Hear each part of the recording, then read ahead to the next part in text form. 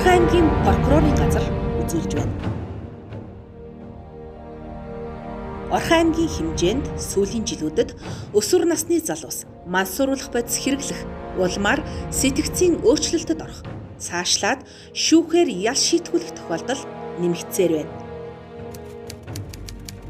Эрүүгийн хуулийн тусгай ангийн 27 дугаар зүйлд хориглосон мансууруулах хэм сэтгцэд нөлөөлөх бодис тэдгээрийн түүхийн эдийг худалдаалах, зорилгогүйгээр хууль бусаар бэлтгэсэн, хадгалсан, бусдад өгсөн, олж авсан бол 1 жилээс 5 жил хүртэлх хугацаагаар зорчих эрхийг хязгаарлах, эсвэл 1 жилээс 5 жил хүртэлх хугацаагаар хорих ял шийтгэнэ гэж хуульчилсан байдаг.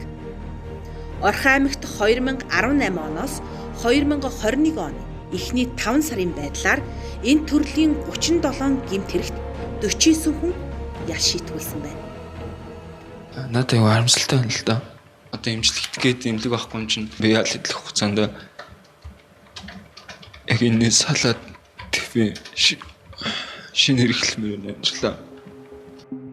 Орхон аймагт мансууруулах хэм сэтгцэд нөлөөлөх бодистой холбоотой үйлдэгдсэн гэмт хэрэгт 16-аас 25 насны залуус холбогдож байгаа тул эцэг эхчүүд гэр бүлийн хараа хяналтыг чангатгаж тэднийг энэ төрлийн гэмт хэрэгээс урьдчилан сэргийлэхийг Орхон аймгийн прокурорын газраас анхааруулж байна.